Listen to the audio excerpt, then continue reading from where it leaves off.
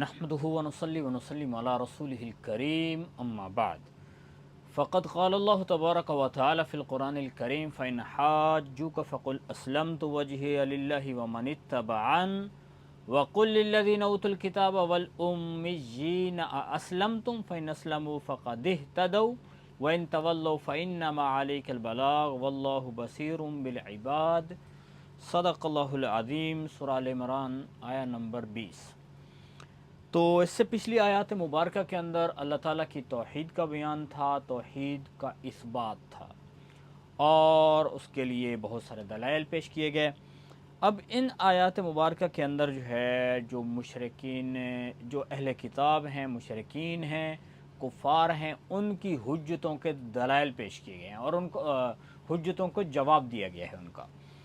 تو اس آیت مبارکہ میں فرمایا فَإِنْ حَاجُّوكَ فَقُلْ أَسْلَمْتُ، تو پس اگر وہ جھگڑا کریں آپ سے، فقل، پس اے میرے نبی آپ فرما دیجئے اسلمت، میں نے اپنے چہرے کو،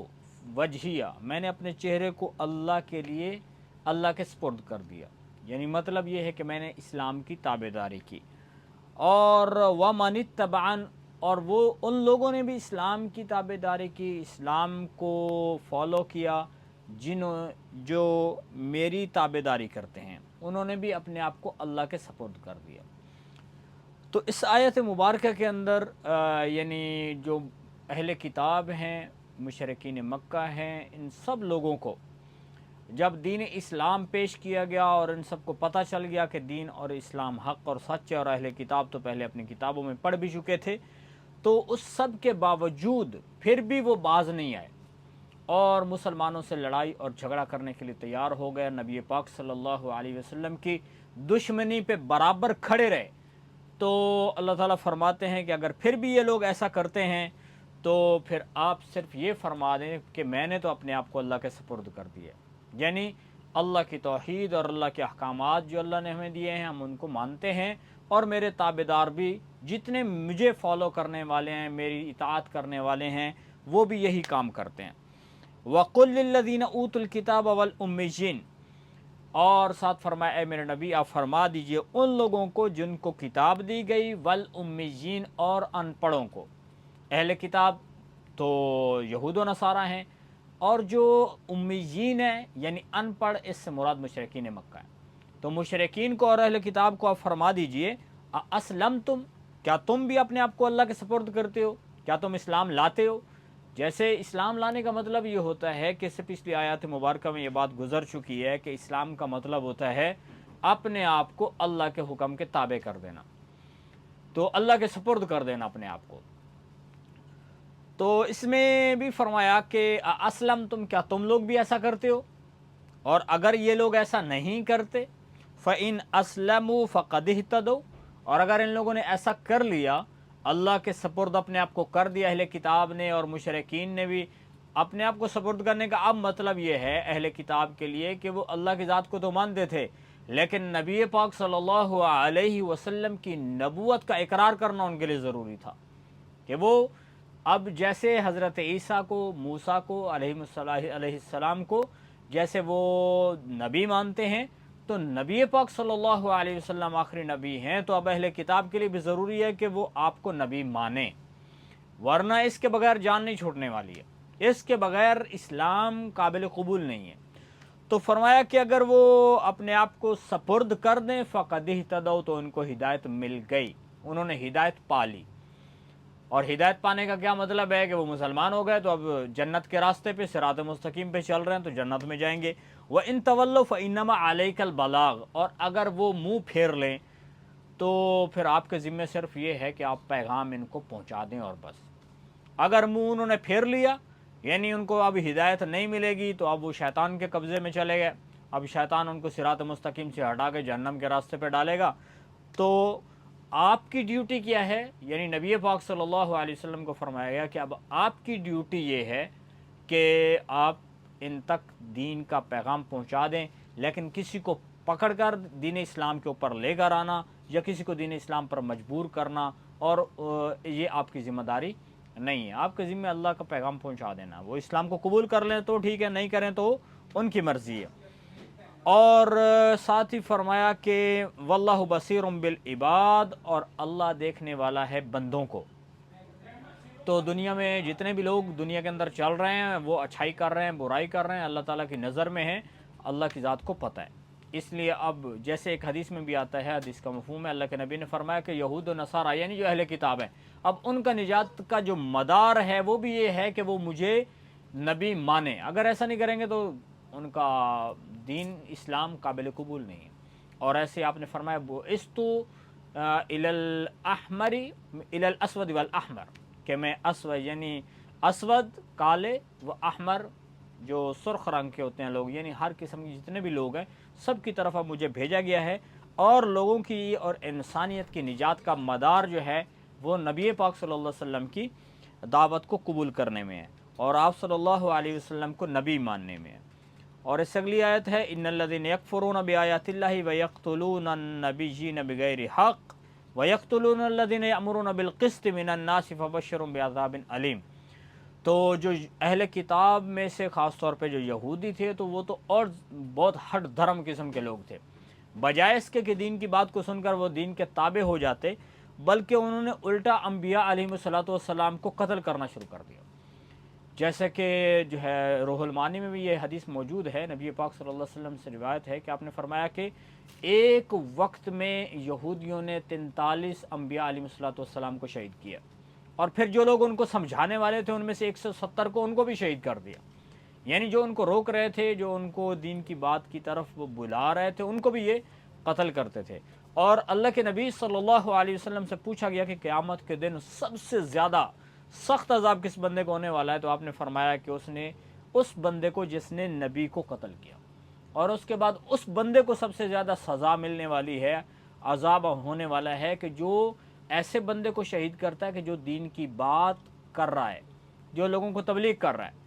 اور پھر لوگ اس کو کیا کر دیتے ہیں، قتل کر دیتے ہیں، شہید کر دیتے ہیں۔ تو اس بندے کو سب سے زیادہ سزا ملنے والی ہے۔ تو فرمایا ان الذین یکفرون بآیات اللہ، بے شک وہ لوگ جنہوں نے اللہ کی آیات کا انکار کیا، کفر کرتے ہیں، ویقتلون النبیین، اور انبیاء کو قتل کرتے ہیں، شہید کرتے ہیں، بغیر حق، ناحق۔ اور بغیر حق یعنی کسی کو قتل کرنا تو ناحق ہی ہے، لیکن یہاں پہ خاص طور پر اس لیے فرمایا گیا ہے کہ یہودی لوگ جو ہے وہ اس بات کو جانتے تھے کہ یہ اللہ کے نبی ہیں، اور ان کو پتہ تھا کہ ہم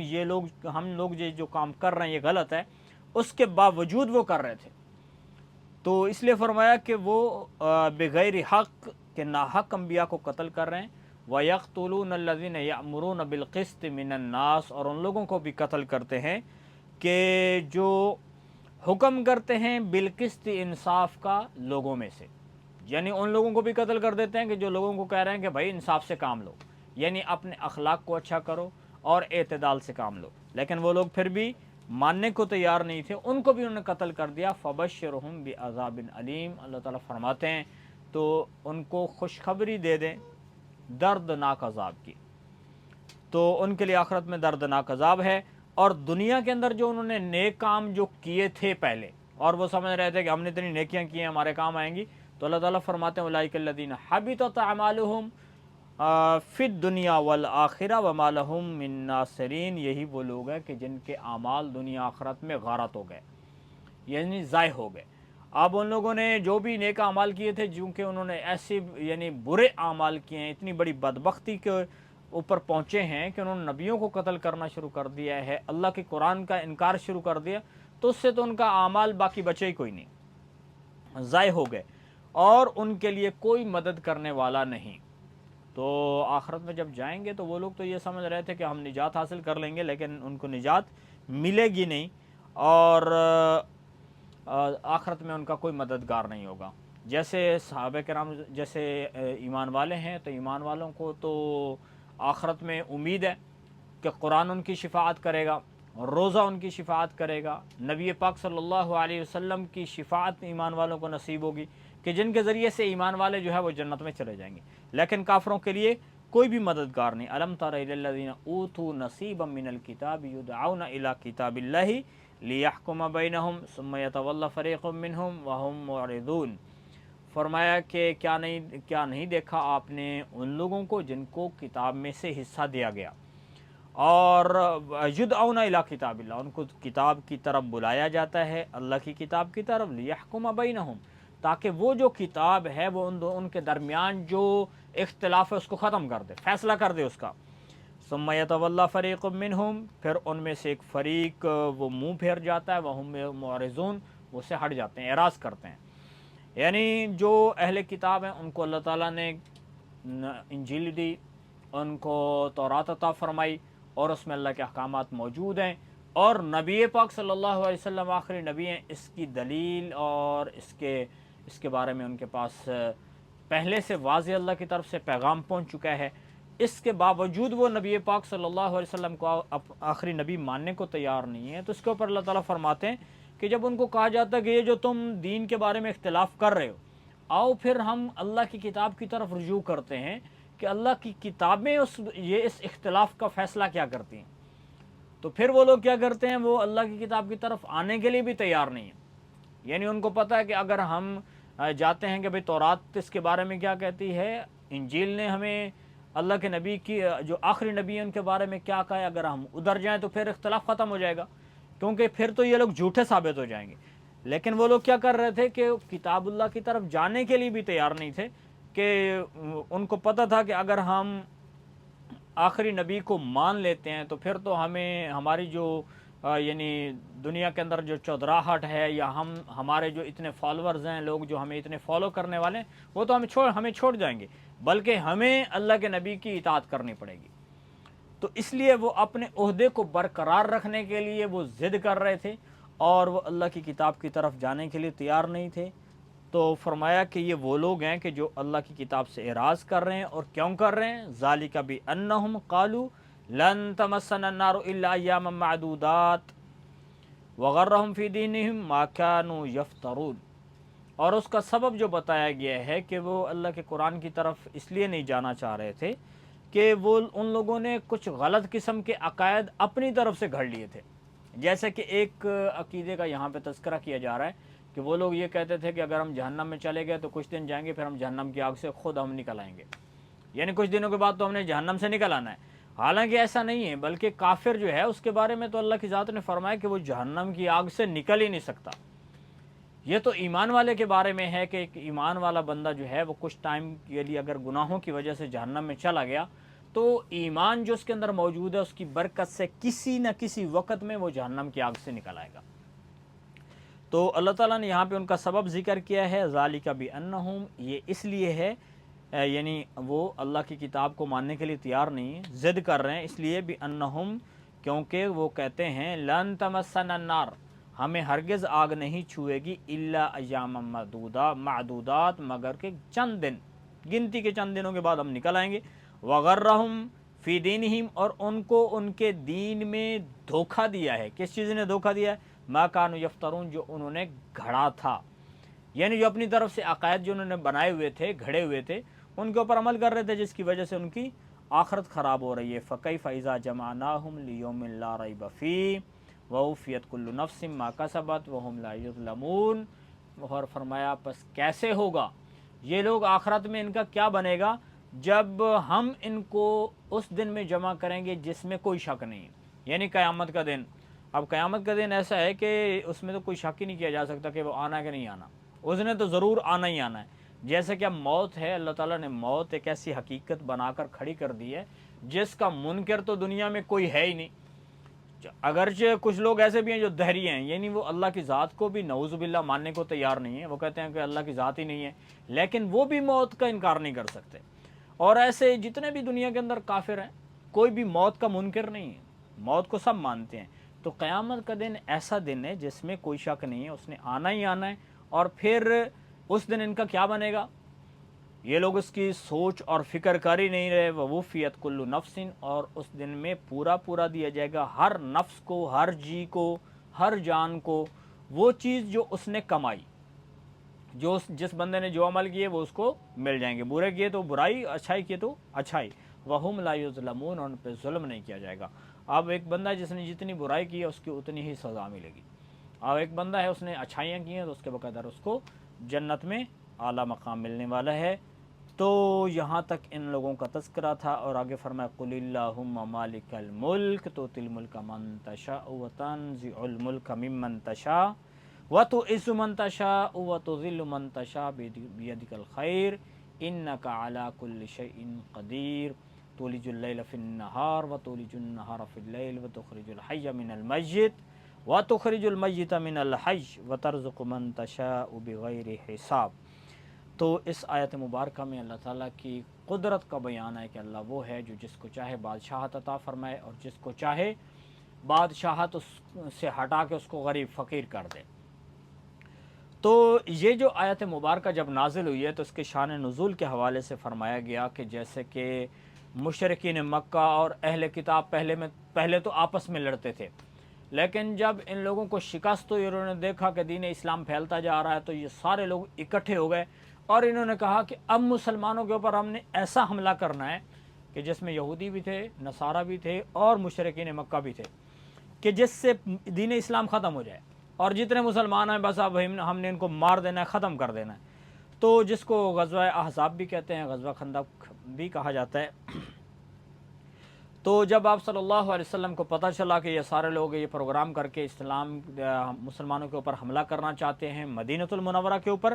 حملے کے لیے تیار ہیں، تو اللہ کے نبی نے صحابہ سے مشورہ کیا، اور میں سلمان فارسی رضی اللہ تعالیٰ عنہ نے عرض کی یا رسول اللہ کے زمانہ جاہلیت میں جب ہم لوگ دشمن کا مقابلہ کرتے تھے تو ہم سامنے خندق کھود دیتے تھے، جس کی وجہ سے دشمن ہمارے اوپر اٹیک نہیں کر سکتا تھا، حملہ نہیں کر سکتا تھا۔ تو ان کی رائے اللہ کے نبی کو پسند آئی، اور نبی پاک صلی اللہ علیہ وسلم نے صحابہ کو فرمایا کہ تم لوگ مدینہ کے باہر خندق کھود دو۔ تو اب 40 گز 10 بندوں کے ذمے وہ خندق آئی، اور دور تک اس خندق کو کھودنا تھا، اور صحابہ کے پاس کھانے پینے کی چیزیں بھی نہیں تھی، اس حوالے سے بھی دقت تھی، اپنی ضروریات بھی پوری نہیں ہو رہی تھیں۔ تو خیر یہ لوگ جب خندق کھود رہے تھے تو اسی دوران ایک ایسی جگہ آ گئی کہ جس میں ایسی چٹان آئی کہ وہ ٹوٹنے کو تیار نہیں تھی۔ تو سلمان فارسی رضی اللہ تعالیٰ عنہ اللہ کے نبی کی خدمت میں حاضر ہوئے، عرض کی یا رسول اللہ فلاں جگہ پہ چٹان ہے وہ ٹوٹتی نہیں۔ اللہ کے نبی تشریف لائے اور آپ نے کدال ماری تو وہ چٹان جب ٹوٹی تو اس میں سے روشنی نکلی۔ تو آپ صلی اللہ علیہ وسلم نے فرمایا کہ یہ جو روشنی نکلی ہے، یہ جو آگ نکلی ہے، اس میں مجھے فارس کے، یعنی یہ ایران کو فارس کہتے ہیں، تو فارس کے محلات جو ہے وہ چمکتے ہوئے نظر آئے۔ پھر اللہ کے نبی نے دوبارہ چٹان کے اوپر کدال کو مارا تو پھر سے جب روشنی نکلی تو اللہ کے نبی نے فرمایا روم کے محلات مجھے چمکتے ہوئے نظر آئے۔ تیسری مرتبہ چٹان کے اوپر کدال ماری اور وہ چٹان مکمل طور پر ٹوٹ گئی، اور اللہ کے نبی نے فرمایا مجھے یمن کے جو محلات ہیں وہ چمکتے ہوئے نظر آئیں، اور جبریل نے آ کر مجھے خوشخبری سنائی ہے کہ ایمان والے ان تمام ملکوں کو فتح کریں گے۔ تو جب یہ بات باہر نکلی اور مشرکین کو اور اہل کتاب کو پتہ چلا تو نعوذ باللہ انہوں نے پھر اس کے اوپر مذاق اڑانا شروع کر دیا کہ دیکھو جی ان کے پاس کھانے پینے کو تو ہے کچھ نہیں، اور دشمن سے بچاؤ کا بھی ان کے پاس ساز و سامان نہیں ہے، لڑائی کے لیے یہ لڑیں گے کیسے، اور اتنے بڑے بڑے ملکوں سے کیسے ٹکرائیں گے اور ان کو فتح کیسے کریں گے، اور یہ کیسے کیسے خواب دیکھ رہے ہیں۔ تو یعنی ان لوگوں کی اس قسم کی جو ہے ان لوگوں نے، چونکہ ان لوگوں کا ظاہری چیزوں کے اوپر ہی ایمان تھا کہ بھئی بندے کے پاس لڑائی کے لیے سامان ہوگا تو بھئی ہتھیار ہوں گے تو لڑائی کریں گے تو فتح کر سکتے ہیں، اگر ایسا نہیں ہوگا تو بندہ کہاں سے کسی کے ساتھ جنگ کر سکتا ہے۔ تو ایمان جو ہے، مسلمان ہے وہ تو ایمان کی طاقت سے لڑتا ہے۔ تو اس کے اوپر اللہ تعالیٰ نے یہ آیت مبارکہ نازل فرمائی اور فرمایا قل اللہم، اے میرے نبی آپ فرما دیجئے اللہم مالک الملک، اے اللہ تو ہی ہے کہ جو تمام بادشاہوں کا مالک ہے، تمام بادشاہتیں تیری ہیں جدھر بھی ہے، ہر جگہ پہ۔ تو تل ملک، تو جس کو چاہے بادشاہت عطا فرمائے، تنزع الملک ممن تشاء، جس سے چاہے تو بادشاہت کو واپس لے لے، چھین لے،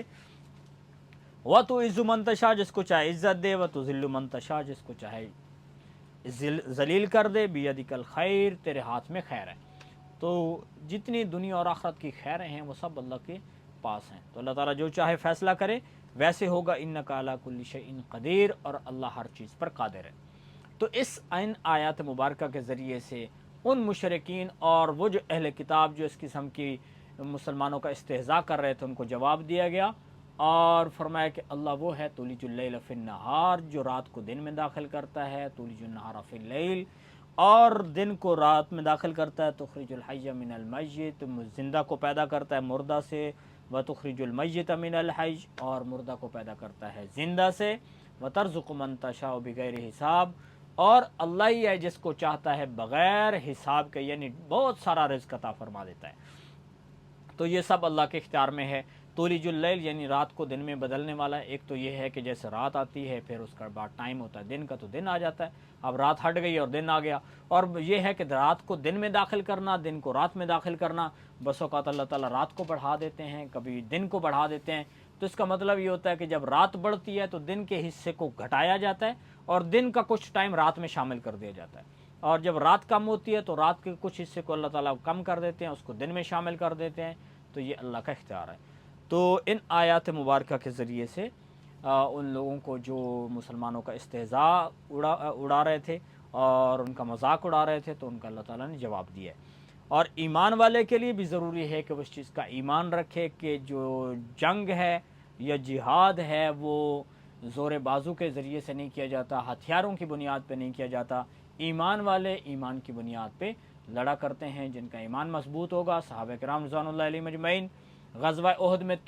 غزوہ بدر میں تھوڑے سے صحابہ تھے اور مشرکین کو بہت بڑی شکست ہوئی، اور اس شکست کی وجہ سے یار سارے لوگ پھر اکٹھے ہو گئے اور انہوں نے ان مسلمانوں کے اوپر حملہ کرنے کا سوچا تھا، اور پھر اللہ کی ذات نے اس کا یہ جواب دیا کہ جب انہوں نے مسلمانوں کا مذاق اڑایا۔ اللہ ہمیں دین کی بات کو سن کر اس کے اوپر عمل کرنے کی